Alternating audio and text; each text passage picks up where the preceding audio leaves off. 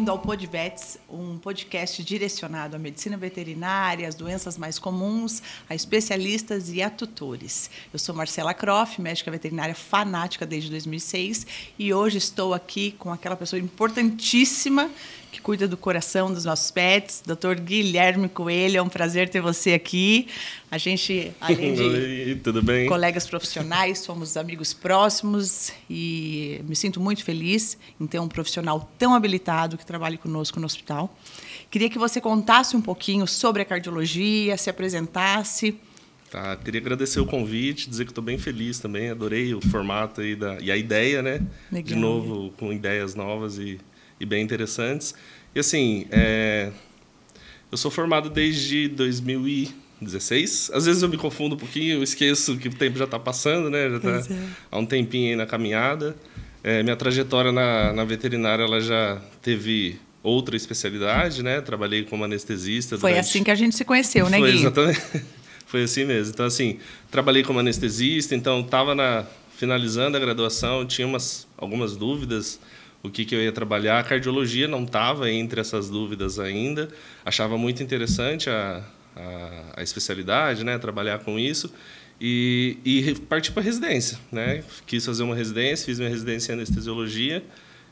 Saí para trabalhar aí no serviço volante. Eu não sabia disso, você acredita? Do quê? Que você tinha feito residência em anestésio. Sério? Sério. Na verdade, assim, alguns termos a gente utiliza. Residência tem que ser aquela residência aprovada pelo MEC e tudo mais, só que eu estava diante de um cenário assim.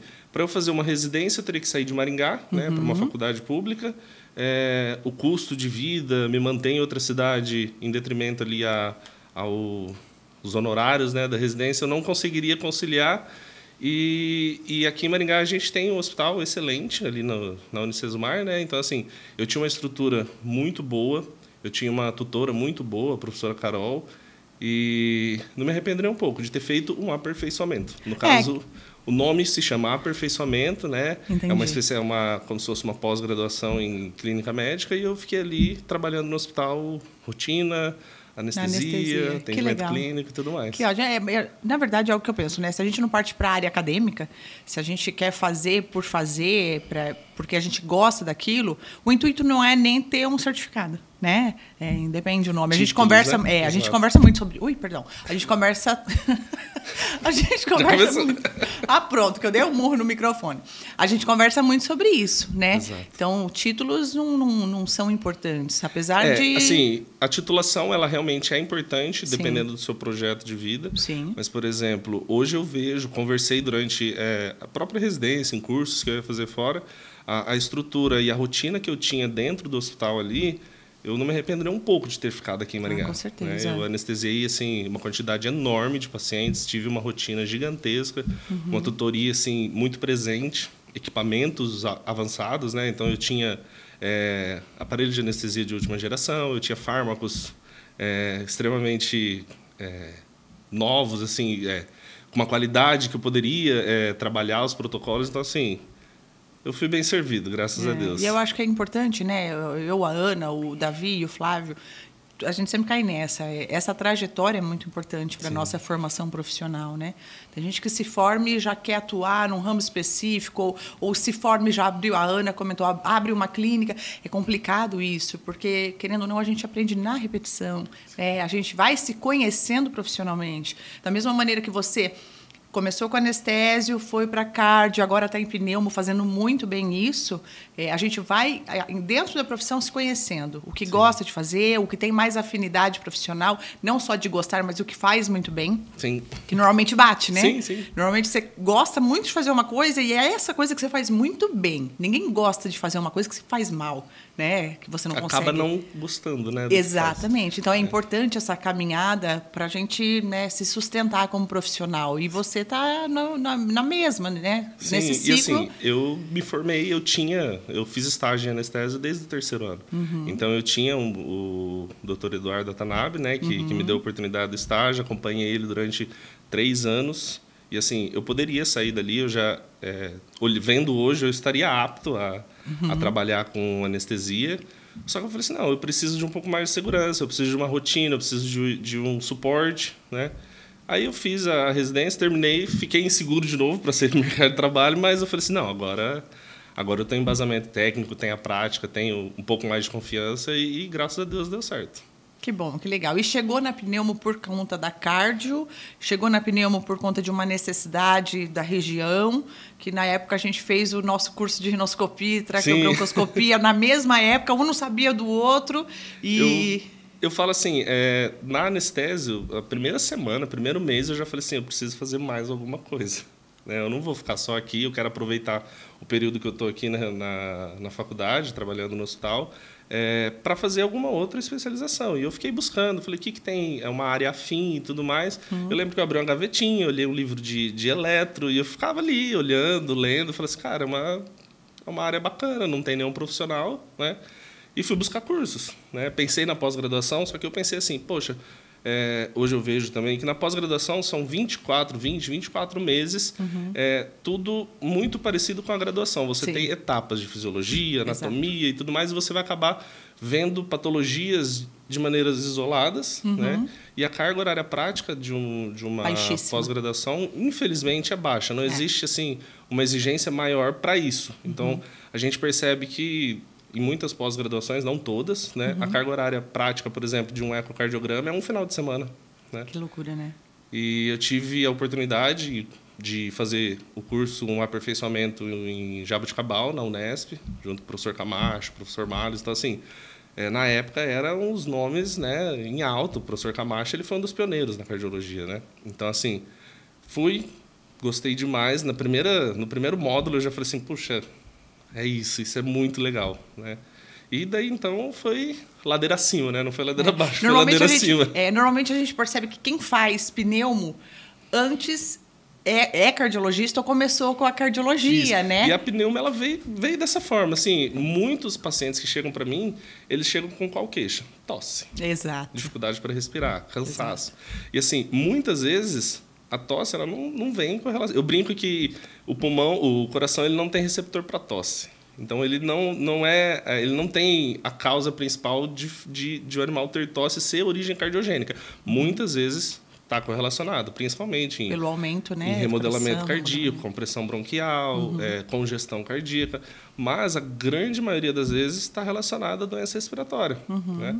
Aí eu falei assim, poxa, eu preciso... fiz muitos cursos, né? Na cardiologia, assim, se for somar a quantidade de cursos que eu já fiz até falando hoje... em pioneirismo, você foi o primeiro cardiologista a atuar na veterinária em Maringá e região, né? Sim. Eu fui, assim... Até na época que eu comecei a atender cardio, né? Tinha um colega que vinha de Londrina e na cidade tinha centro diagnóstico que realizava o exame. Então, assim, tinha um mercado todo aberto, um matagal aí para eu desbravar. É igual a gente na nefro. E eu falei assim, não, é isso que eu quero fazer. Trabalhei um certo tempo sem aparelho de ecocardiograma, precisando de outros colegas do laboratório, ou do colega de Londrina para realizar o exame.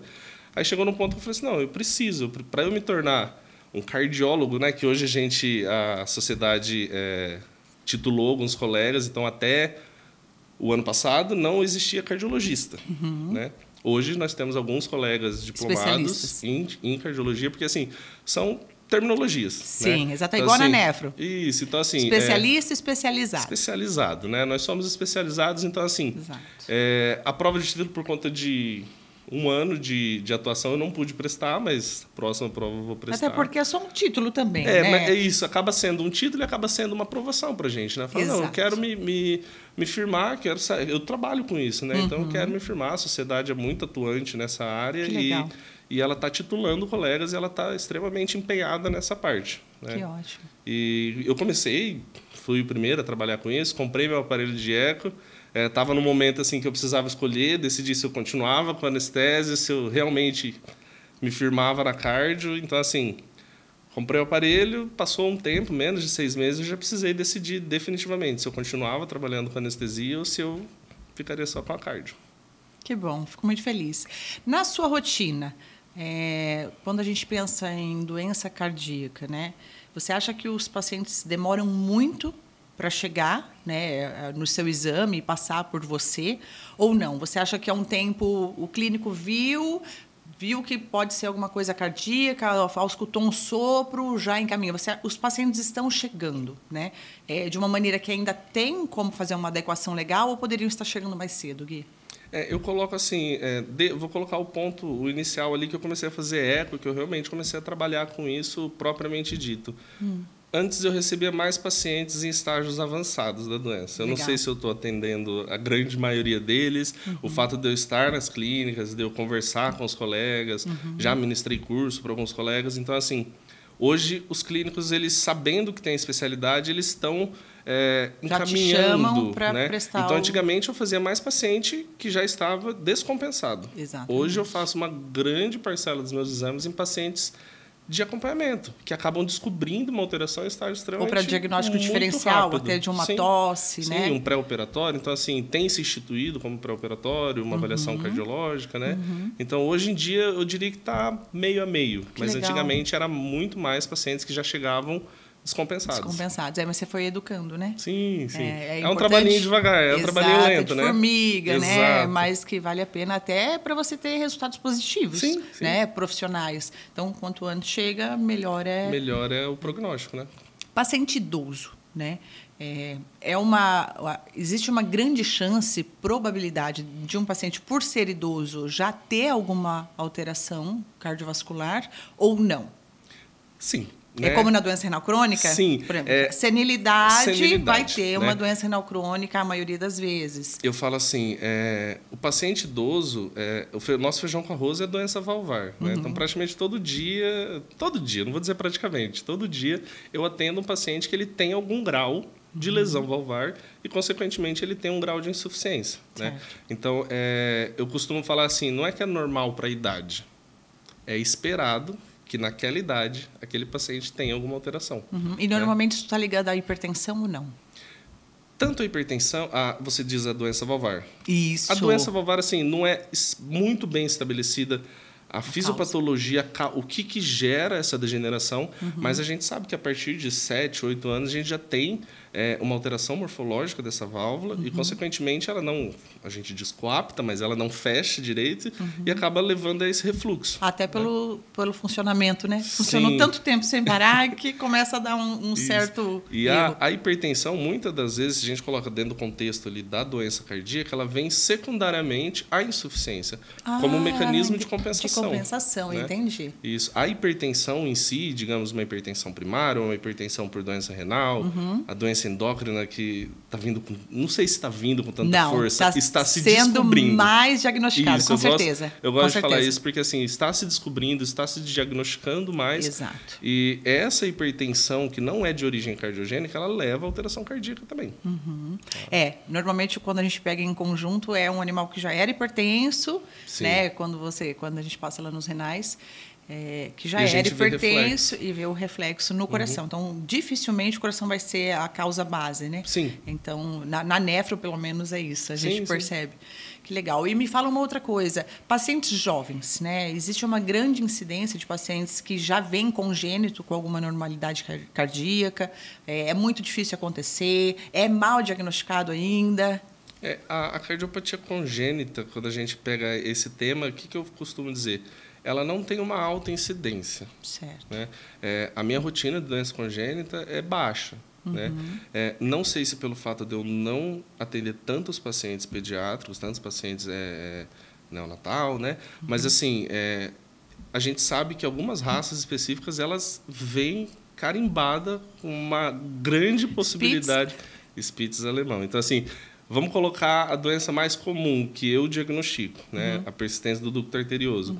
Se eu colocar para você que 90% dos meus pacientes com PDA eram Spitz. Né? Então, assim, não sei se é a bola da vez, se a falta de controle na reprodução tem gerado consanguinidade ou a raça é extremamente predisposta. Então, assim, a gente sabe que viu um PDA, olha para a cara dele, é Spitz. Uhum. Então, a grande chance de ser Spitz. Legal. E me fala uma coisa. Uma pessoa que que está pensando em levar um paciente para fazer uma consulta preventiva num cardiologista, isso é possível? Sim, sim. Eu tenho recebido muitos pacientes, muitos tutores que me procuram diretamente, né, para uma avaliação, um check-up. Né? Os colegas, igual a gente falou, têm se atentado mais para a parte do coração e hoje em dia um check-up anual, a gente fala assim, tem o eco o veterinário hoje mais antenado no seu cliente, ele sabe que o tutor ele vai para vacinar, ele não quer só ir vacinar. Ele quer ir fazer um check-up. Exatamente. Né? Então, se você tem aquele tutor que é preocupado, aquele tutor que quer saber tudo que pode ser feito, porque o animal é membro da família. Ponto. Ele é membro da família. Muitas vezes o tutor não faz o exame e o paciente faz. Então, assim, eu recebo muito paciente para acompanhamento. Tá tudo bem, vejo você ano que vem. Se acontecer alguma coisa no meio do caminho... Isso é importante, sabia? Sim. Porque, assim, quando a gente recebe paciente idoso lá, descompensado, renal, parte renal, a gente vai fazer uma ausculta, a gente pergunta... Esse paciente já passou por cardiologista, já fez... E, assim, 90% das respostas é não. Então, isso é muito louco, assim, né? Sim. Porque, assim, o coração é tão básico. Então, o ser humano ele vai envelhecendo... Base, né? Exato. O ser humano vai envelhecendo, ele procura o cardiologista. É a primeira especialidade que ele vai procurar quando ele começa a envelhecer, é o cardio. Sim. Não é o endócrino, não é o geriatra, é o cardiologista. E a gente repara que ainda na veterinária não tem esse atento.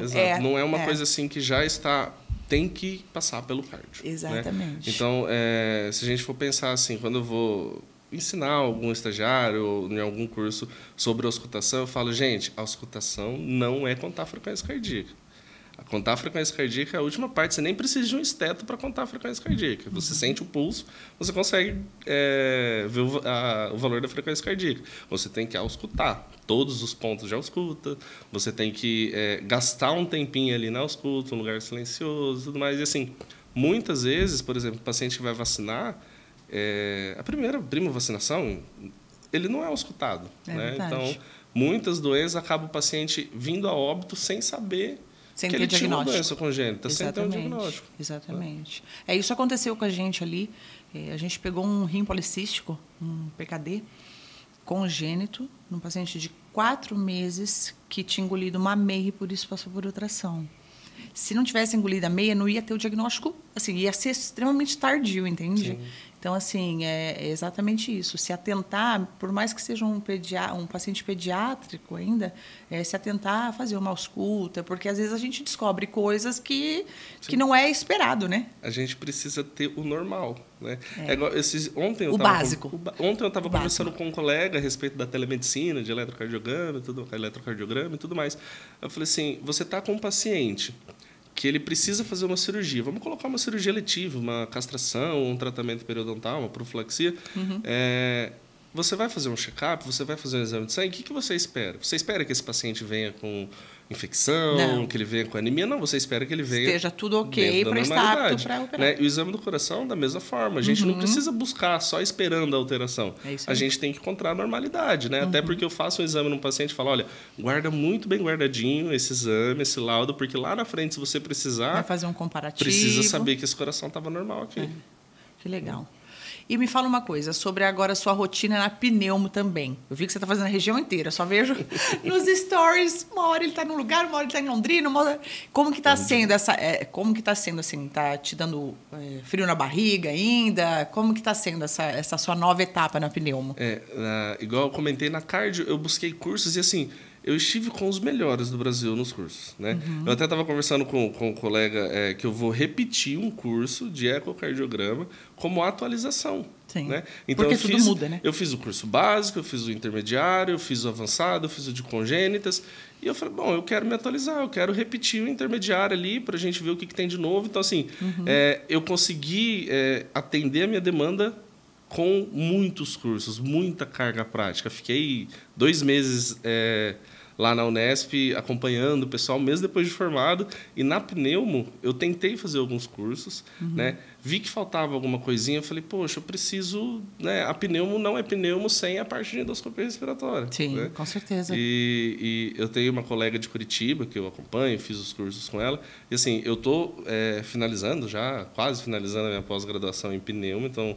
A gente vai ser uma das poucas turmas que já se formaram, é uma especialização extremamente nova, né? E o frio na barriga rola sempre, né? Só que eu falei assim, bom, é isso, a gente acaba que... na veterinária a gente não tem espaço para erro. Exato. Né?